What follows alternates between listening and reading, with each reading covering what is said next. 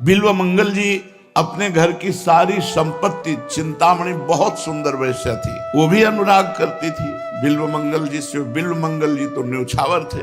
अब वैश्या को तो धन चाहिए, धन की एक सीमा होती है घर गृहस्थी में। माता पिता का सारा वैभव सब वैश्या के यहाँ क्रम बाय क्रम देते रहे।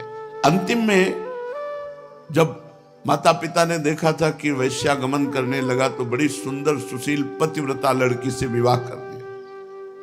अब चित्त जहां रमा है तो फिर हट नहीं सकता। उधो मन माने की बात, दाग छुहारा छाणी अमृत फल, विष कीड़ा विष खात। मन मान गया तो दाग छुहारा नहीं खाएगा, विष का कीड़ा विष ही खाएगा। कभी अपनी पत्नी की तरफ देखा ही नहीं। अंतिम बार जब धन की वृत्ति के लिए घर आए तब पत्नी को देखा और कहा, अगर तुम मुझे जिलाना चाहती हो तो कुछ तुम्हारे पास स्वर्ण या धन हो तो दे दो।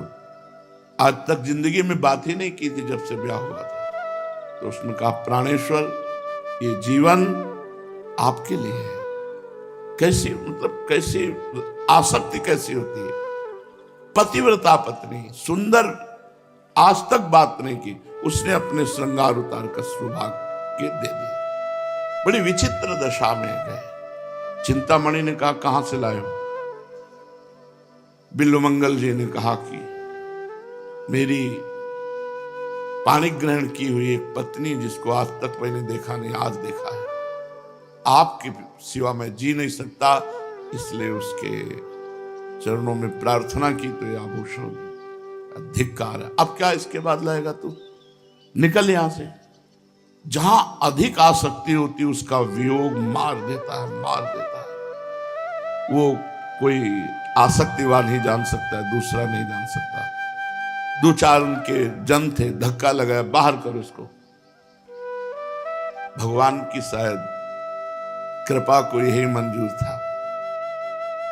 अब घायल हृदय, हा चिंतामणि, हा चिंतामणि। किसी संत ने देखा तो कहा, चिंतामणि ये किसका नाम? पूरी बात बता। उनका मैं जी नहीं सकता। उनका इससे भी सुंदर महान सुख प्रदान करने वाले भगवान श्री कृष्ण हैं। यदि तुम उनमें चित्त को लगाओ तो तुम्हारा चित्त आनंदित हो सकता है, नहीं तो काम की चोट से घायल स्त्री में आसक्त चित्त, उसका केवल नाश ही परिणाम है, दूसरा कोई नहीं। 1 वर्ष तक अपने पास रखा। वैष्णव परंपरा से उनको दीक्षा दी, उपदेश किया।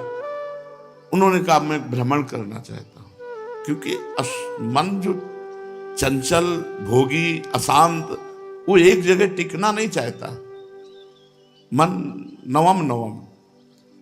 वहां से वो चल दिए। एक देवालय के समीप सरोवर था, भगवत विग्रह थे, तो गांव की 9 कुमारियां बधू पूजन करने आती थी। तो एक बधू पूजन करने आई, बिल्कुल चिंतामणि जैसा रूप। एक बार तो उसे लगा कि चिंतामणि है, और कुछ उसकी आंखों में चिंतामणि बसी थी, तो जिधर देखे चिंतामणि दिखाई दे, कुछ उसका रूप मिलता था। अब तो फिर वही आसक्ति जग गई, चिंतामणि, हा चिंतामणि। वो बहू पूजन करके निकली घर के लिए, पीछे चल पड़े। उसने मुड़कर देखा, उसको लगा कि ये वैष्णव क्यों मेरे पीछे, लेकिन उनकी दृष्टि सही नहीं थी। आसक्त दृष्टि अलग दिखाई देती है। और वो लंबे लंबे पैर बढ़ाए, ये और पीछे घर में गए। अपने पति से कहा कि वेश तो वैष्णव का है, लेकिन मुझे लगता है ये कामी पुरुष है, पाखंडी है। तो उनका हमारे दरवाजे पर आ गया। अतिथि भगवान का स्वरूप होता है, ये हम देख लेंगे, तुम बैठो। गए तो ये तो प्रेमी हृदय, आसक्त हृदय। उन्होंने कहा, ये जो अभी 9 बधू आई कौन है? तो उनका मेरी पत्नी है। कहा, एक बार भर नेत्र देखना चाहता हूं। ये तो कहो धर्मात्मा पुरुष था, नहीं पिटाई कर देता। किसी की पत्नी के रूप को देखने की इच्छा करे और उसका पति उसको सम्मान दे, ऐसा कैसे हो सकता है? लेकिन वो धर्मात्मा पुरुष था कि भगवान या तो मेरे धर्म की परीक्षा ले रहे हैं या कोई पापी पुरुष है। अगर पापी पुरुष है मैं तिरस्कार करता हूं तो सारे पाप छोड़ जाएगा, अगर कोई भगवान का विधान है तो मंगल विधान होगा, मुझे डरना नहीं चाहिए। पत्नी से कहा कि देख तू पतिव्रता है, मेरा आदेश है, तू श्रृंगार सहित इसको दर्शन दे जाकर एकांत में बैठ के, मैं हूं यहां, मेरे आदेश का पालन करो। अब पति ने आज्ञा कर दी तो डरपते हुए गए, ये बैठे थे, क्या आज्ञा है? तो नेत्र उठाए से देखा, हृदय विकल हो गया। जन्म जन्म से इन्हीं भोगों में लगा रहा, गुरु कृपा ने संभाला, श्री कृष्ण चरणारविंद की तरफ लगा, फिर मुझे वही। कहा देवी क्या 2 सुई मिल सकती है? उनका अवश्य, बस इतनी ही मांग थी, 2 सुई दे दो। वो गई और 2 सुई ली। उनका हे श्री कृष्ण, इन नेत्रों ने जन्म जन्म मुझे भटकाया, अब नहीं भटकूंगा। फिर वही रूप देख करके मुझे चिंतामणि की जलन, वही आग, वही। जय श्री कृष्ण। दोनों नेत्र फोड़ लिए और चीत्कार कर पड़ी बहू। पति नजदीक, अरे क्यों ऐसा आपने? उनका सहयोग कर सकते हो तो मुझे एक लाठी दे दो, क्योंकि जन्म के जो अंधे होते हैं उनका अभ्यास होता है, मेरा अभ्यास नहीं। लाठी लिया, कहा वृंदावन जाने के लिए मार्ग में मुझे खड़ा कर दो, मैं ऐसे चला। अभ्यास तो था नहीं। आगे चल करके कुआं था जो गहरा पर घास से ढका हुआ, उसी कुएं में गिर गए। अब उनको कोई दिखाई तो देना नहीं, दोनों आंखें फोड़ ली। हा कृष्ण, हा कृष्ण, हा कृष्ण। आर्त भाव से जब कोई भगवान को पुकारता है तो भगवान 1 सेकेंड भी नहीं लगाते। उसी समय अजान बाहु भगवान ने कहा, बाबा लाठी ऊपर कर। ऐसे तो उन्होंने सोचा, इतना लंबा कुआं, इतनी छोटी लाठी, और मुझे 1 सेकेंड में बाहर कर दिया। और लाठी पकड़कर चलने लगे तो धीरे से ऐसे हाथ पकड़ा तो छुड़ा लिया। तब कहा, हम जान गए हैं कि कौन है, हमें इतना प्यार करने वाला संसार में कोई नहीं। हे श्री कृष्ण, आप ही हो। बाह छुड़ाए जात हो, निबल जान के मोह, हृदय से जब जाओगे तो सबल सराहों सो। भगवान स्वयं बिल्व मंगल जी को वृंदावन लाए और वृंदावन के प्रेम में उन्मत्त होकर बिल्व मंगलाचार्य बन गए। बिल्व मंगलाचार्य। बड़े सुंदर सुंदर श्लोकों से भगवान की महिमा का गान किया, पर सबसे पहले वंदना की चिंतामणि की, क्योंकि हे गुरु स्वरूपा चिंतामणि, यदि तुम हमारा तिरस्कार न करती तो मैं आज श्री कृष्ण प्रेम की इस स्थिति को न प्राप्त करता। तो चित्त की वृत्ति जब आसक्त हो जाती है, फिर जो चिंतन बनता है वो हटाना बहुत कठिन होता है, बहुत कठिन। आसक्ति है लेकिन जा नहीं सकती, आसक्ति बहुत कठिन होती है। विषय भोगना एक अलग चीज होता है, आसक्ति होना एक अलग चीज होता है। किसी के रूप में आसक्त हो जाना, किसी से प्रेम हो जाना, किसी से अपनापन।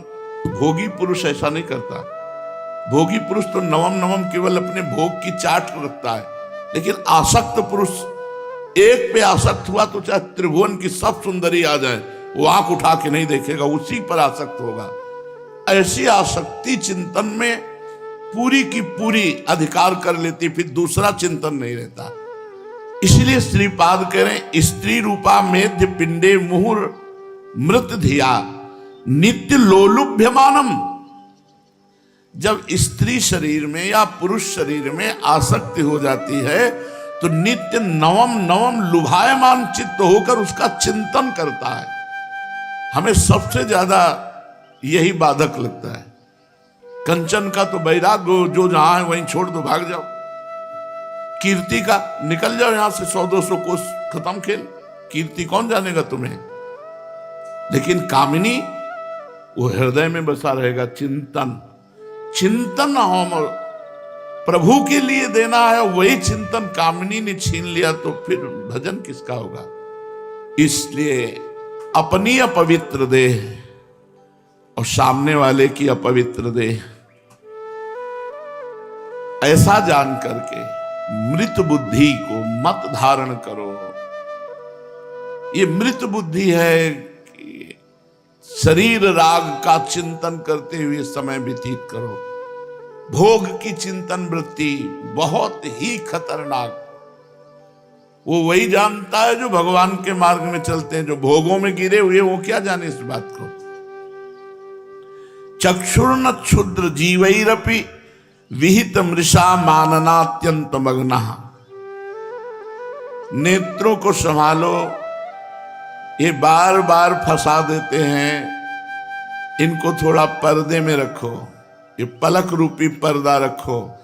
सहसा किसी माता बहन के रूप को मत देखो।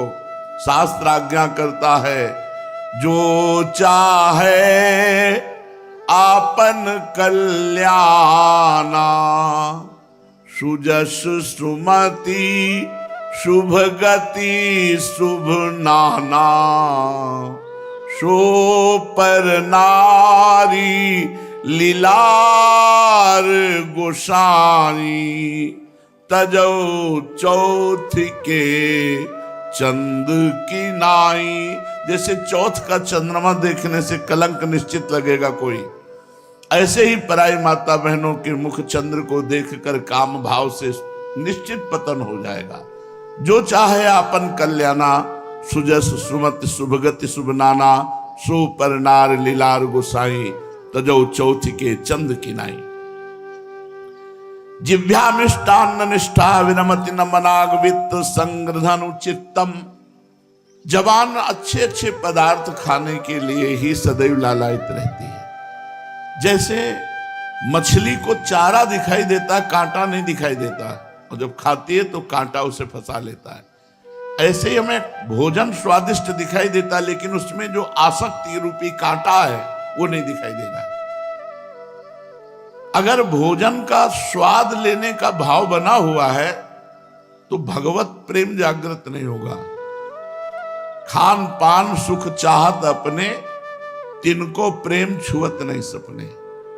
प्राण पोषण के लिए जो श्री जी का प्रसाद मिला, खट्टा मीठा अच्छा डाल दिया, उसका कोई महत्व नहीं। अंदर से एकाग्रचित होकर के भोजन का स्वाद वो कांटे की तरह फंसा लेगा, बार बार चिंतन करेगा, आज ये मिले आज ये मिले। महात्माओं की बड़ी विचित्र तरीके होते हैं इंद्रियों को सुधारने के। एक महात्मा को खीर याद आई, बहुत खीर मिले, बहुत दिन हो गए खीर नहीं खाई। बार बार चिंतन संभाले, वही दूध चावल चीनी मेवा की पड़ी खीर बार बार ध्यान में आवे, पर ये तो बहुत गड़बड़ है। भगवान की ध्यान की जो जगह है वहां खीर ध्यान में आ रही। एक भगत को ढूंढा जिसके कई जानवर बंधे थे, गाय भैंस। बोले भैया तुम्हारे यहाँ दूध होता है? बोले महाराज बड़ी कृपा है भगवान की, तो तुम साधु सेवा कर सकते हो? बोले महाराज आज्ञा करो। बोले 10 आदमी की खीर बनानी है। ठीक है महाराज, 2-3 घंटे रुको, अभी हम बढ़िया मेवा डाल के बनवा दे। 10 आदमी जितना खाए उतनी खीर बना दी कड़ाह भर के। हाँ महाराज बुलाओ। बोले हम ही हैं 10, हम ही अकेले पाएंगे, पर 10 आदमी, और आप कमरे से बाहर हो जाओ। तो 2-3 आदमियों के इतना तो पाया, और इसके बाद मन कहने लगा नहीं अब बस नहीं, खीर पानी है। और उल्टी हो गई, फिर उसी को मिलाया खीर। अरे जिंदगी में खीर नहीं, जिंदगी में खीर नहीं। अब मन कहने लगा, खीर नाम से उल्टी आने लगी, खीर खीर खीर। तो अति, जैसे आग में सहाते सहाते घी डालो तो अग्नि बढ़ती चली जाएगी, लेकिन इकट्ठे झप से डाल दे तो बुझ जाएगी। बहुत भोगासक्ति धीरे धीरे भोग को पुष्ट करती है। और कोई अतिशय भोग हो जाए, अतिशय तो घृणा पैदा हो जाएगी, क्योंकि उनमें कुछ सुख है ही नहीं, चाहे जो भोग हो। ये अनुभव करने चलोगे तो जीवन बर्बाद हो जाएगा। तो महात्माओं के अनुभव मान लो। कह रहे जिह्वा मिष्टान्न निष्ठा, जिह्वा को प्राय मीठा बहुत प्रिय होता है। विरमति नमनाग वित्त संग्रह चित्तम, चित्त में इसका प्रभाव बना रहता है।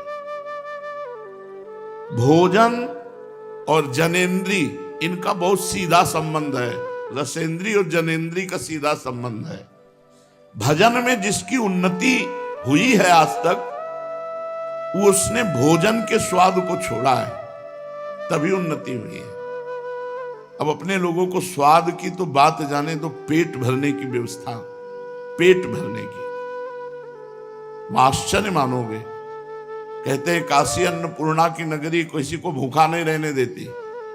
हम आपको बता रहे हैं, वहीं रहे हैं, और माता ने कसौटी के लिए कई कई दिन भूखे रखा है।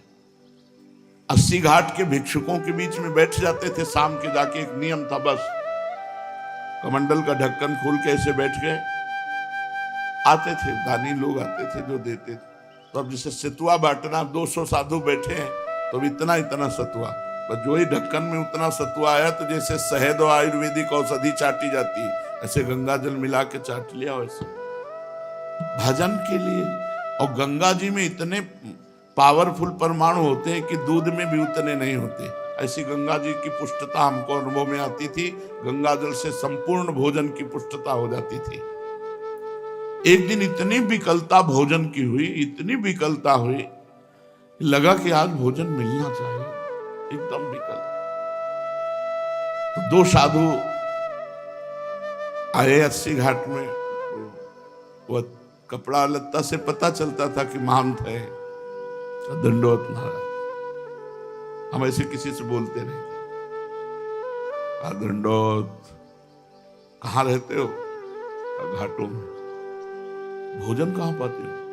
जो घाट में मिल जाता है। आज चलो हमारे यहां पालो। संकल्प, उनके साथ गए, पूरा महल। लेकिन महादेव की इच्छा देखो, 2 घंटे बैठे गए। वो दोनों महात्मा आए नहीं जो लिवा के गए थे। दूसरे महात्मा बोले कैसे बैठे हो? वो महात्मा लिवा के आए थे कि हम भोजन पाए।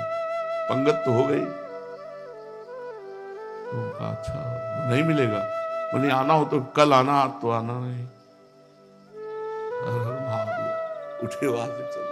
ऐसा हंसी आई, मन से कहा कि देखा, तुम्हारी निष्ठा की पूर्ति के लिए भगवान शिव ने विधान किया, जाके भी नहीं मिला।